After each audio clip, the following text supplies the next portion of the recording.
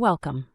In this guide, we will walk through the basic setup steps in Odoo 19 to help you organize your restaurant's team and prepare for easy employee scheduling.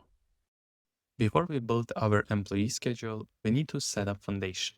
This involves organizing our departments, configuring employee profiles, and assigning the necessary roles. Let's start with our department settings. From the main dashboard, navigate to Employees module and select Departments. Here you will find an overview of our current restaurant departments. For a more detailed view, feel free to toggle between the list or hierarchy views to see exactly how your team is organized. To expand our restaurant departments, simply click the New button.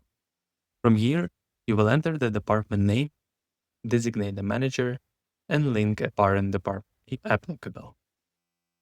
Ensure the correct company is selected and choose a distinct color to keep your dashboard organized. Once you make these changes, you can immediately view your updated department structure. The next step in our setup is configuring roles.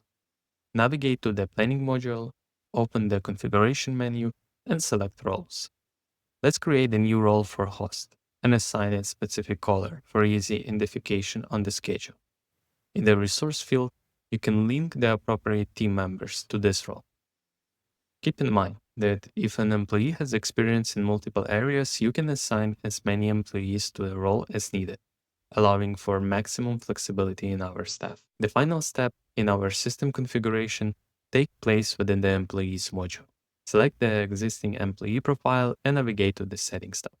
Under Planning section, ensure that both roles and default roles fields are configured correctly.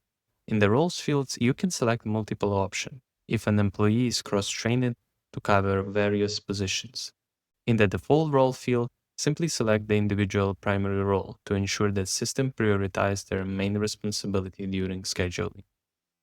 With your departments, roles, and profiles now configured, you have the necessary structure to begin building an efficient employee schedule.